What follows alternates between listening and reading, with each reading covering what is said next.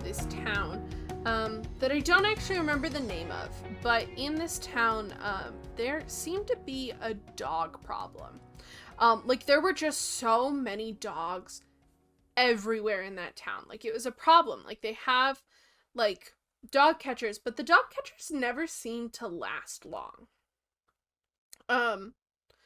And so this one particular dog catcher was they had lasted honestly like the longest that like really any of them had, which was a few months, which is not a lot. Shockingly, few months isn't a long amount of time, you know? But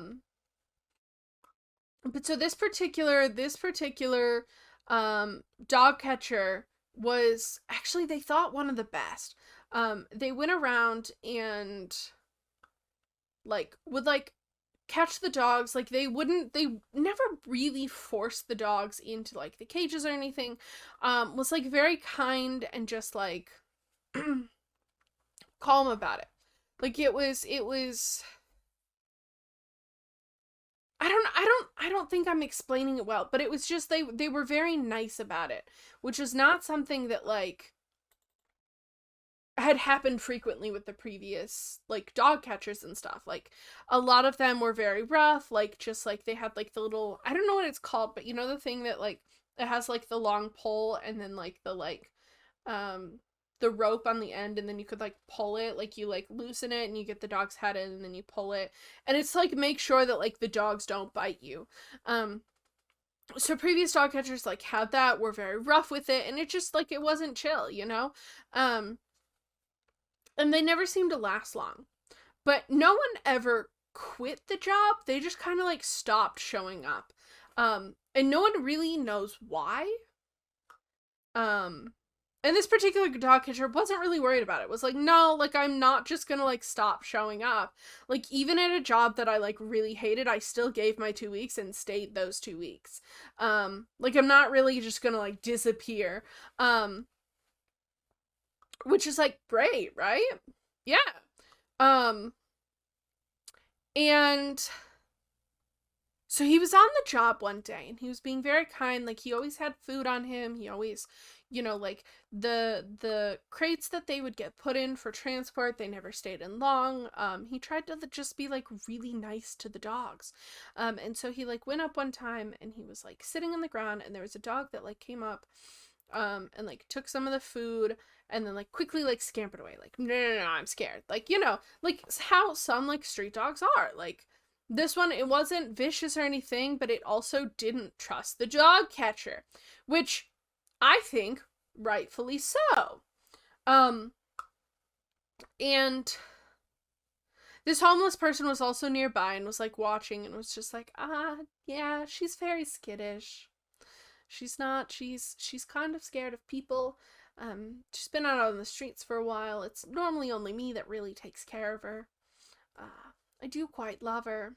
She's so sweet. I call her Sally. Do you have room to take her in? Like, would she be safe? Would she be well fed, well taken care of? And the dog catcher, who really was focused on the dog, you know, hadn't really noticed this old man sitting there, was like, oh yes, of course.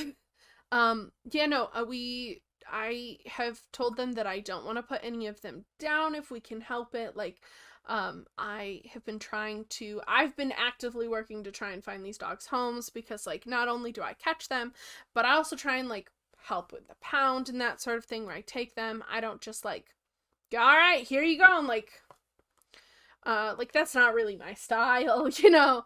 And this older homeless man just like looks at him for like a long while and just kind of like stares at him and looks him up and down before he just kind of nods and he goes, all right.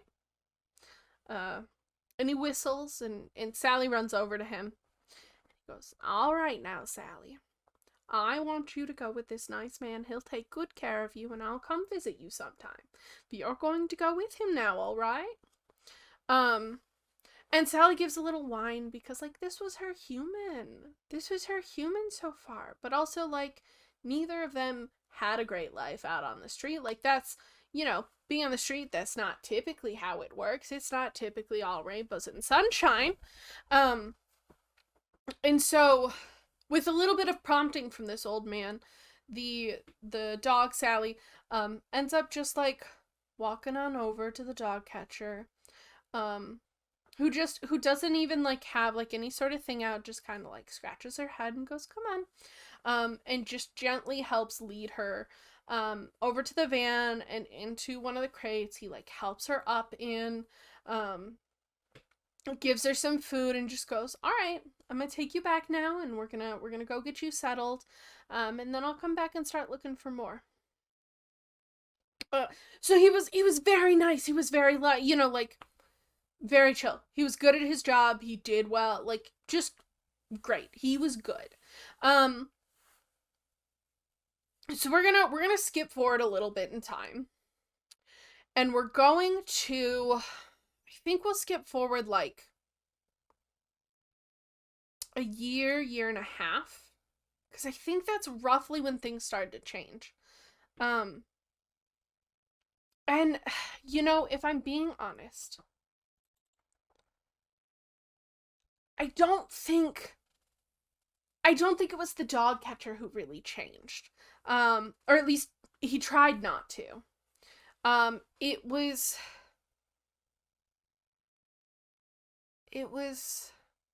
the mayor. It was the mayor of the town who was just like, there's so many dogs out on the street. You need to work hard. You need to get more. If you don't meet your quota, we're going to fire you. Was quite rude, actually. Fun fact, quite a rude man. And it was the mayor that pushed him to start being rougher. Like, the mayor was like, no. Clearly you're not doing your job. I'm going to come with you. And I don't actually know why the mayor was the dog catcher's boss, but we're just going to run with it. Because apparently that's how it worked in this town. And so he was like, I'm going to come with you one day and I'm going to see what you're doing because I don't think you're doing your job properly. And so the mayor went around with him for the day, and at the end of the day he goes, you're not doing a good enough job. Like, you're spending, like, an hour or two catching a single dog when you know where there more of them are and you can go catch more of them. So you better hurry this up because I'm tired of this. You need to get more dogs off the street. Like, this is unacceptable. Do your job better. Either that or I fire you. That was what the mayor threatened. The mayor threatened to fire him. So of course he was going to work a little bit harder, and he tried. Like, at first he tried to still be that, like, gentle and kind dog catcher that he was, but it's not always easy when someone's, like, breathing down your neck, when someone's just like, you need to do better, you need to work harder or faster, or we're gonna fire you. But he loved this job. He wanted to keep this job. So he worked harder. And he worked faster. And the results of that were he was less gentle. He didn't carry as many treats on him because treats cost money, and you're not catching enough dogs to warrant that amount of money. Things like that. And one day, he was back in that same area where he had found Sally the previous year. And when he looked around, there was a little dog there. And this time he did have a pole. He had the pole with, like, the rope on the end, and he just threw it on the dog's neck, pulled it tighter, and started leading the dog back to, like, forcefully, like, shoving the dog back towards his van. And once again, he hadn't noticed the old homeless man sitting there just waiting, watching. And he gets the dog in the van, and this old man is, walking up behind him and just goes, you've changed. You're not the kind dog catcher that you were a year ago. I don't think we quite like that here on the street. And the dog catcher turns around and he's feeling a little guilty because, like, yeah, he's not the same dog catcher he was, and he doesn't like the way he's been acting, but if he doesn't keep up this pace, he's gonna get fired, and he needs this job. But he doesn't say anything to the old man because he's not gonna just go tell the, oh, you know, I need to do this or whatever. You know, like, it's... And the old man just kind of looks at him, waiting for an excuse, and the dog catcher doesn't give one. And he feels like, I mean, essentially it feels like, at first it feels like he's growing a mustache. And then it feels like he's growing a beard. It feels like his ears start to get longer. And as he's staring at this old man, is the old man getting taller? No, he's getting shorter. And he begins to shrink and shrink. And his body, the hair on his body begins to grow longer, and more of it grows as it turns to fur, before he fully transforms into a dog. And the old man goes, if you're going to treat them that way, why don't you see what it's like to be in their shoes? And he begins hobbling away. The end! That's our story time.